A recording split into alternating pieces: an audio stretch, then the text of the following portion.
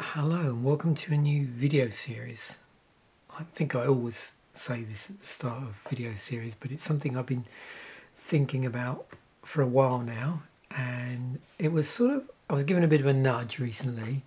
My wife had commented on or brought to my attention a video that had been going round where someone had posted a video talking about what things in life did they think had made a difference to their lives. And I think it was more items. I could be wrong because I didn't actually watch the video, but it got me thinking about the sort of things in my life, either physical things or concepts or certain types of things that have happened which have made a big impact on me in terms of contributing to my flourishing. I'm actually going to call the series Stuff That Helped With My Eudemonia, or I'm trying to think the other way you pronounce it, Eudemonia. It's not something bad, it's something good. If you go back to the time of Aristotle, I believe it was used, it's basically the Greek word for what has been translated as being happiness. However, happiness as with a lot of translations, doesn't really capture what the word represents. So I've tended to look more to modern translations where people will talk about flourishing, and so I tend to stick with that one. So as I was thinking through that video, I was trying to think like what would be the main thing in my life, like the main concept that probably has had the biggest impact on my flourishing, because I could think of books and I could think of certain things that have happened and certain gigs I've been to. But when I thought about it, it was music, listening to music. And so I thought I'd do for my first episode something in that domain, and specifically listening to music with other people, which is why I've got this big stack of books here. Now, anybody that knows about my sort of spin-off podcast, Music the Obsession, will know I'm obsessed with music anyway. And so this pile of books sort of represents part of my obsession. So you can see here, one thing I'm really interested in is people's opinions about certain types of music or certain tracks or certain albums that you should take a listen to. Not because I want to end up shouting at the book because I don't agree with the list, because I don't really do that, but I'm just curious as to what makes the different lists. And I know, of course, these lists are incredibly personal and are looking through a certain lens on music, but nonetheless it gives me an interesting way of discovering music. And I'm going to use one of the books here to help act as a sort of aid memoir to bringing focus on music that I have enjoyed with other people, and just talking a little bit about the circumstances. I'm not going to necessarily name names here, but I just want to talk about the various scenarios in which that sharing of music happened, and hopefully people will be able to relate that.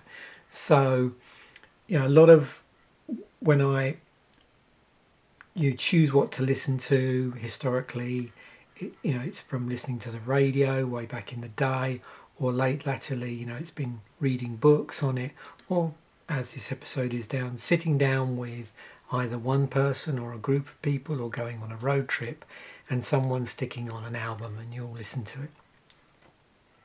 So that's what this is about. So let me get this sort of pile out the way. I just wanted to show you, and some of these books I think I'm going to go through in a later episode, because definitely certain ones here have had a big impact on what I've listened to. So this is a really interesting book, The Ambient Century. We've got this classic, which is the Decibel Precious Metal book. I think there's a couple of these out now. And then Sound of the Beast. I've actually got both, well, the first two editions of this, because the lists in them are slightly different.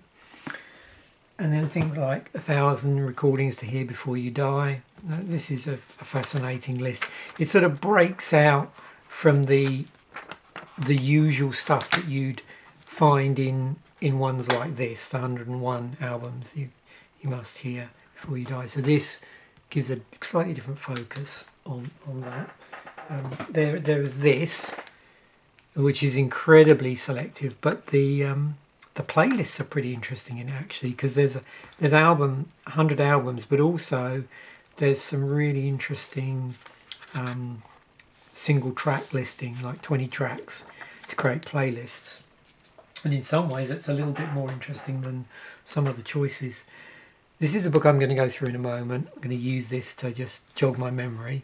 And then of course things like, music magazines. We've got the Decibel Top 100. I think that was from 2000 to 2009 maybe.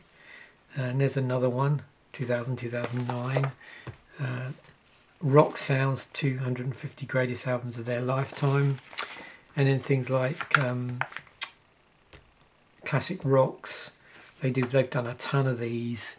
There's the Mojo 100 Greatest British Indie Records of All time. And then this series, which is interesting, and anybody that's listened to my podcast or heard me talk before, one of my favourite years in music is 1979. So there was a thing they did with archives, Enemy Archives, a Melody Maker, where they went through different years in history of rock. I'm not sure when they ended up stopping. I've just got 79 to 81. So back to this thing. So let me try and get this in. Okay, there's a lot of tabs here, you can see. It was just so I would remember certain things. Right, so let's start off. I'm going to go through this chronologically, but it won't be the chronology that I listen to these albums. And again, remember, this is a specific scenario, so this is going to be stuff that I've listened to with other people. So the first one here, I got the first Black Sabbath album. I think, was it Sunday afternoon was always music afternoon in my house. I've got two younger brothers, and we used to go up to my brother's bedroom, because two of them shared a bedroom, and their bedroom was larger than mine, because I've just had my own one. And we'd listen to music and play music. And one thing we would play a lot is that first Black Sabbath album. I'm going to skip over a whole load of albums here that I really enjoy. This series is just fantastic. I mean, again, there's stuff that isn't in here, but just as a prod to get you listening to certain things, it's great. So there's loads of classic stuff here, which I won't specifically talk about. I just wanted to pick out a few mentions, me see a few things here. So another album. This is probably the first album I ever listened to a friend. A lot of my friends, when I was sort of in my really early teens, had this album. Made in Japan, Deep Purple. If you've got like the CD of this, I think it's got added tracks on it, but I'm talking about the vinyl. And I just remember spending afternoons round their houses in the summer listening to this album over and over again. At the time when I was in my teens in the 70s, this was, if you're into rock, this was probably what most people owned. I didn't own a copy at that point. I didn't have any sort of money really as such to buy vinyl, and when I did get money, most of that money I spent on buying Queen cassettes. So Mike Oldfield, Tubular Bells. Mike Oldfield, my dad's a big fan of Mike Oldfield. He likes both Mike Oldfield and Brian Ferry. More Brian Ferry is a solo artist, but also he likes traditional jazz. And but I always remember more later this album, when I bought him that live performance that Mike Oldfield did later on in his career, where he sort of re-recorded Tubular Bells. But my dad had a copy of, I think it was QE2, I think was the name of the album, and he used to play that all the time. We used to listen to it in the front room, particularly again at the weekends. So yeah, listening to music was a big thing in my household when I was growing up.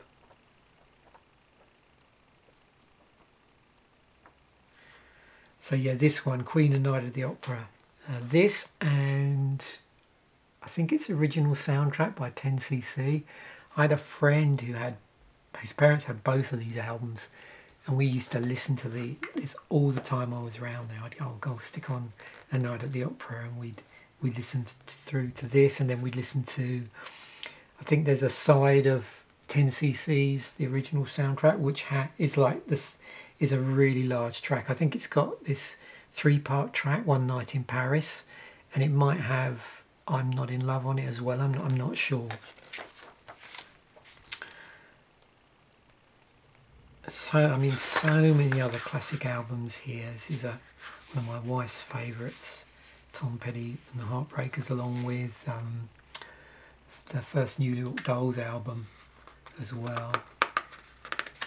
But another album which I remember listening to. So I used to go down to a couple of brothers' houses that I was friendly with back in the I think the late 70s, early 80s, in my last few years at secondary school before I went out to work. And stuff we'd always listen to was Rush's 2112 and Kiss's Destroyer. And actually I think my copy of Kiss's Destroyer is a copy that I bought off of one of them for £1, second hand.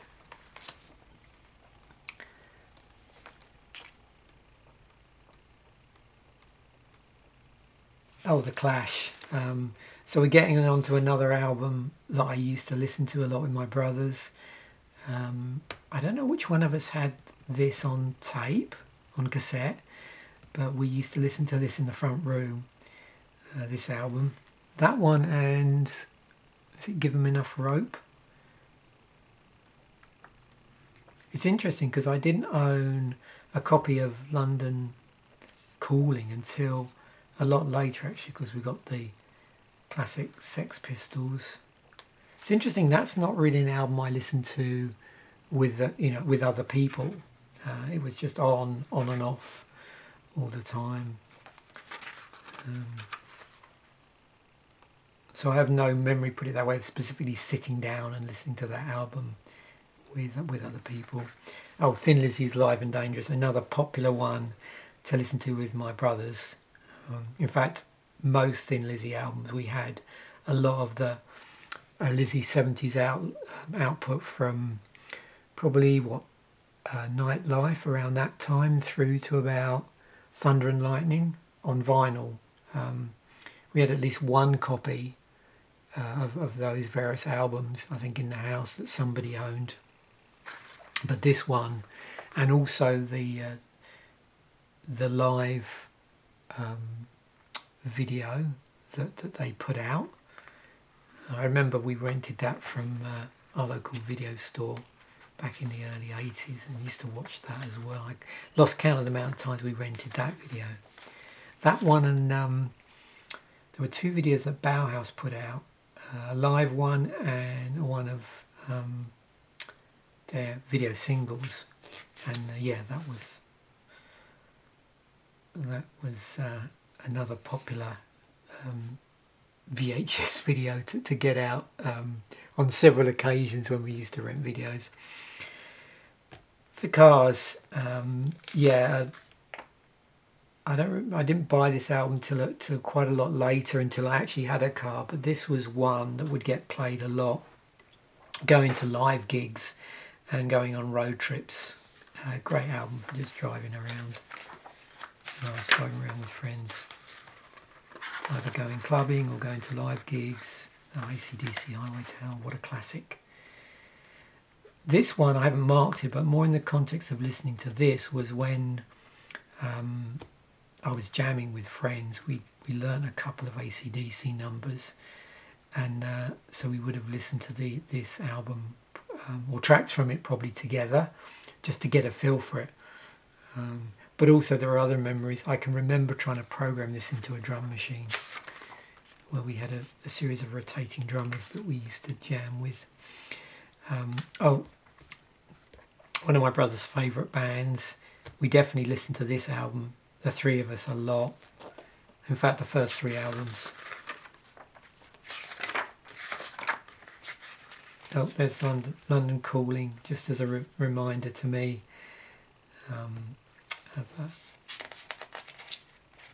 I think I was worried in case I forgot the other one, so that's why I flagged that up.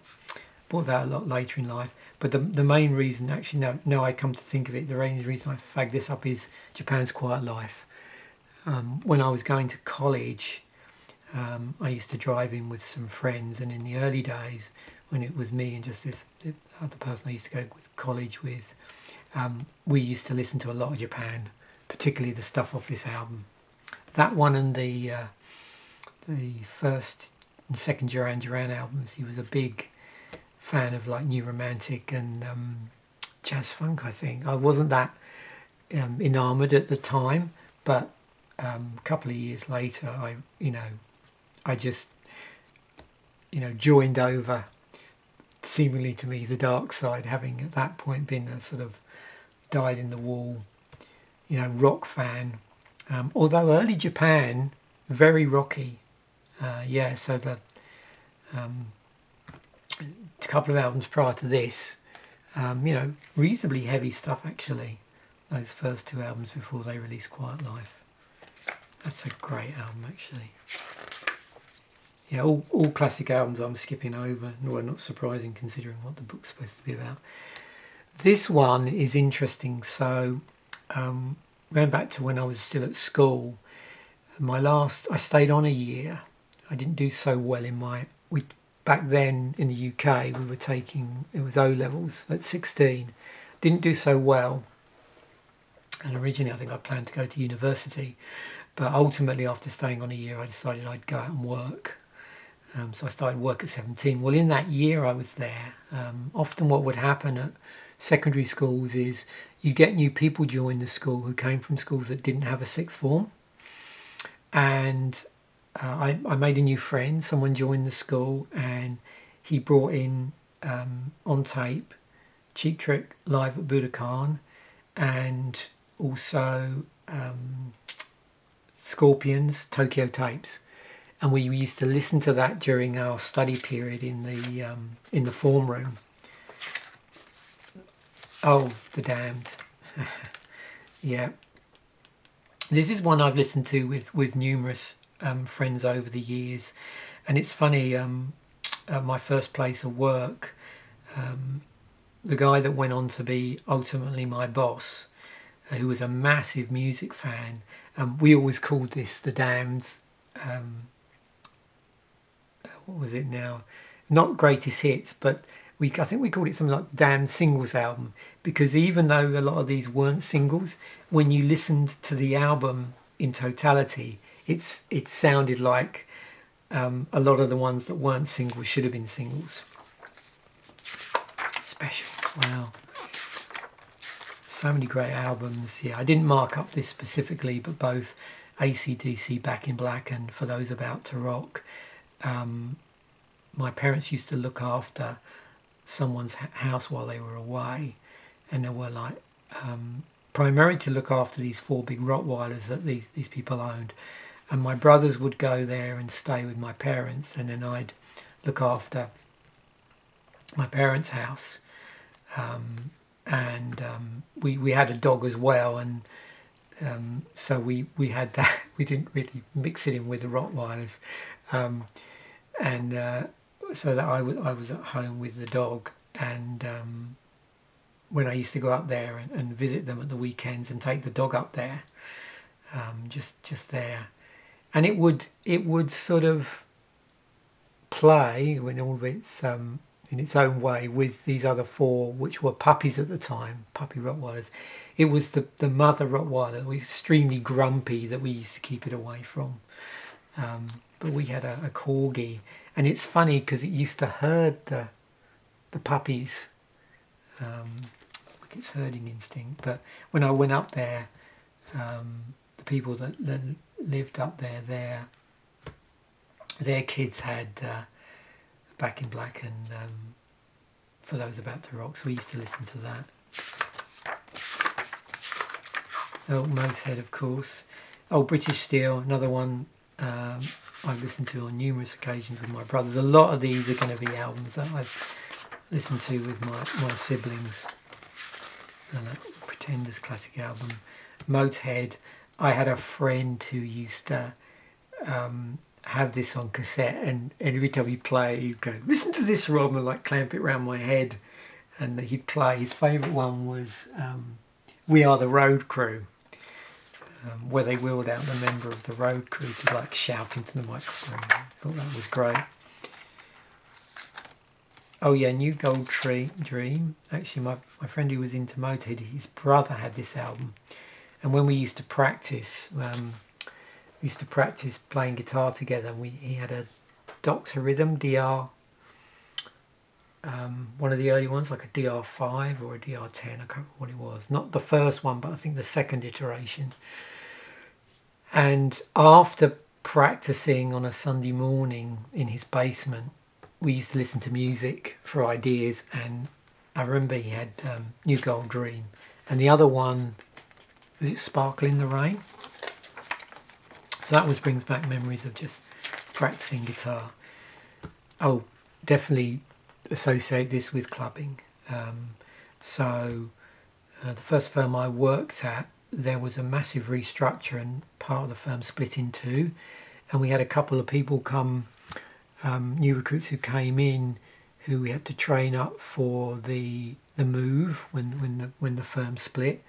And I remember we all used to go clubbing together. And this was a really popular album at the time we used to listen to, and obviously they played tracks of that at the club as well. Oh, another one that was popular with me and my brothers, ZZ Top's Eliminator.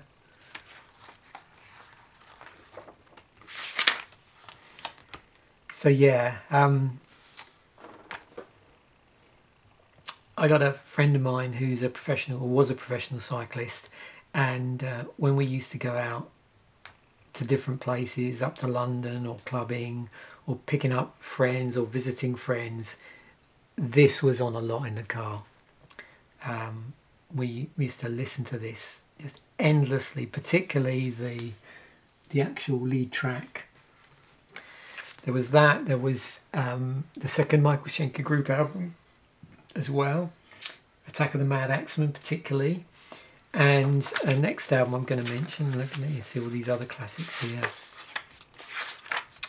which I think will come up in a moment. Songs from the Big Chair.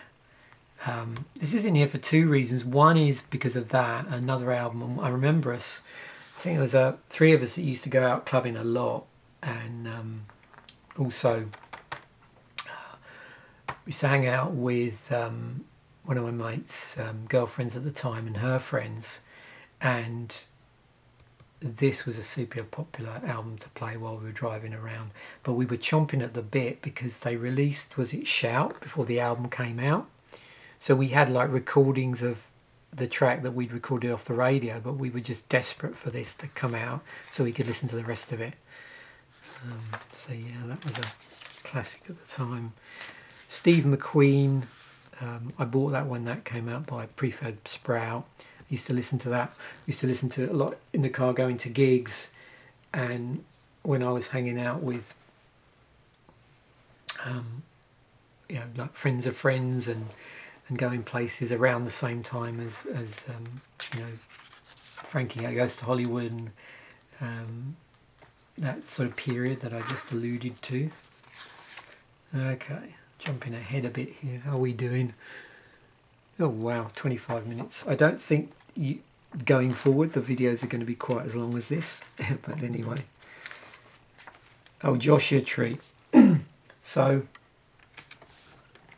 yeah, this also takes me back to sort of just after that. So one of my best friends, his girlfriend was big into this.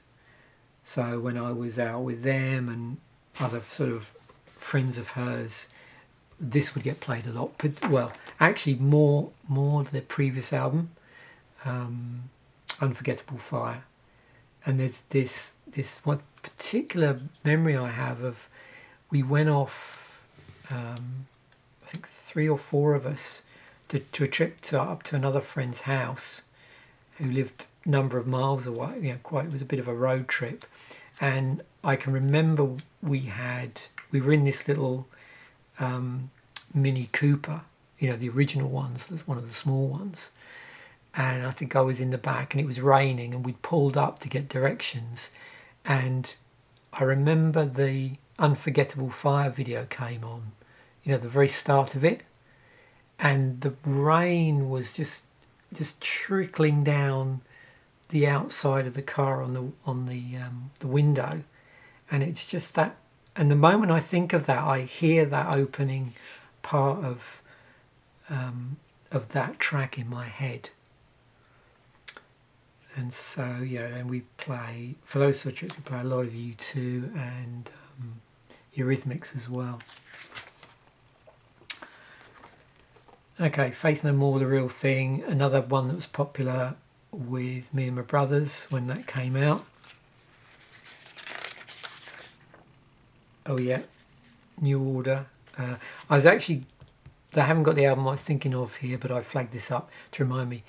I had a really amazing listening party, for want of a better word, where I had a group of friends at the time when Republic came out who were in bands and wrote for like a local fanzine, music fanzine and gig guide, and we sat down and we listened to Republic and the second Jellyfish album, and it was just a great evening, just sitting there, just exchanging music stories, talking about different things. Metallica, this was played numerous times on trips down to go shopping in Brighton. I lived in the south of England back then, and we used to go down to Brighton at the weekends. Another one, Rage Against the Machine. We used to play that a little bit at work, actually, sometimes. And this one here, this got played a lot. Well, we were listening more to tracks off of this when I worked in my second workplace in an accounts office. When we come into the weekend, we'd be listening to a lot of like Britpop, so Pulp, Blur, Oasis, stuff like that at the weekends when we sort of come in for weekend cover. So that's why I flagged What's the Story, Morning Glory. Also, a friend of mine at the time that was also on the helpline there, he was an amazing vocalist, and I recorded some demos with him because he wanted some guitar on a demo tape. And then he went on, he was going to form this band, which I sort of played in initially for the initial, when we were not so much auditioning, but we were trying stuff out, and we played Wonderwall. It was just fantastic, but I didn't carry on because by then I'd got involved in like a management role, and I find it really difficult to be in a band and have management roles as well. It's pretty demanding, so that's happened a couple of times. Moon Safari, listening to this, when I hear this again, it always reminds me of a film club I was part of. So it was a course with the Workers' Educational Association in the UK, wonderful organisation, and I attended this 12-week course maybe on film appreciation, and through that I got to know a lot of people, actually quite a lot of them older than myself, and one guy who was probably about 20 10 plus more years older than me at the time, maybe 20 years older, and he'd retired early as well. And I used to go and visit him when by this time I was working for myself, so I had a bit more flexibility. And on a Wednesday, I think it was, in the morning, I used to go and meet him every week round at his place, and we'd listen to loads of music. And one band he really liked was Air, and he was a massive Tangerine Dream fan. I think he owned pretty much everything by Tangerine Dream on CD. Oh, this one, Sigur. Yeah, I just remember basically, again, acts as a flag really just to remind me that so I don't get into trouble. Obviously there's a lot of albums that have really good memories of, and bands of me listening to music with my wife and my family in Canada now, and so Sigur Rós is one such band amongst many. And I think that's all the ones I've got flagged in here. I mean, also, again, there's classic albums that I've listened to numerous times. I just wanted to home in on a few. The plan was not to make this video go on forever, but I realise now it's 30 minutes long. So I'm going to sort of wrap it up with a couple of two other things. A little bit more to do with being in Canada, specifically Nova Scotia. So, Explosions in the Sky. This is a band I've shared an awful lot with my wife. This one is actually quite a nice. This is a reissue. Let me just open this up, give you some of the lovely artwork on here. Also, oh no, this one's in actually regular vinyl. But yeah, wonderful band. We've listened to tracks on this album numerous occasions. In fact, one of the tracks on here, Your Hand in Mine, we played at our wedding. Along with a track by the band New. It's interesting. One thing I was going to mention is how much obviously when I listened to stuff initially, it was primarily with friends on vinyl or cassette, but now it's actually quite possible to listen to stuff together over the internet, even if you're physically not in the same room. And a lot of times before I came over to Canada and I had like a long distance relationship, we'd be listening to music over like Skype, or like sending links to music, that sort of thing, because it would have been the early days of we belonged to a blogging site called Mog, so there was a sort of roundabout way you could share music, but also it was the early days of streaming as well, the early days of Spotify and other such things that weren't quite as legal. What's the word? Skated legality. Like I'm trying to think of the other one. Was it Screamer? And I know Deezer operated a bit of a weird space for a while as well in terms of stuff like that. Streaming services that may not have been quite fully licensed at that point. And this is another one I'm going to just throw in because it's not in the book. So we went to see Ghost in Toronto around about the release of this. Must have been the tour for that. So I got a copy of this particular album, and yes, it is in, if you can get this out, red vinyl. So yeah, that was probably, just for performance wise, the best gig I've ever been to. And it was a nice sort of some funny things, like it was an all ages gig, and someone had brought looked like they're like 7-year-old to the gig, and this child was singing along to the songs. It was just great.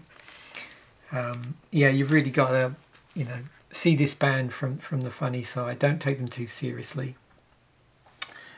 And 2013 this came out, so yeah, it was probably just after the release of this album we saw them. Infestissumum, I think is how you pronounce it. Now that was a great gig. I mean, I've been to a number of brilliant gigs over the years, but that's probably the best performance-wise. The best sound-wise was when I think I went to see... I've seen Megadeth twice now, both unfortunately after Marty Friedman left the band. I nearly said Marty Feldman there. Marty Friedman left the band, but they were still really good. And they played in London at the LA before it got demolished, London Astoria. And I was standing right by the mixing desk with a friend, and the sound was amazing. So sound-wise, I think Megadeth at London Astoria was probably one of the best sound-wises. But Ghost BC, I mean, Ghost had a fantastic sound at the Toronto gig anyway, but the whole performance was great. The theatrics were fantastic. Another band I really enjoyed live was, amongst many, is the original Sisters of Mercy lineup back in the day. And that was fantastic, going to see them live as well. That was a pretty good experience. So yeah, I'm going to wrap it up now because I've been jabbering on for about 35 minutes. I'm hoping that going forward these videos, when I do them, are going to be about 10-15 minutes long, and they'll be slightly off the cuff. And what it will be is it will be me bringing an item on camera and just saying why it brings me joy, why it has contributed to my flourishing, to my eudemonia, or eudemonia, however you want to say that. So thanks for watching. Bye for now.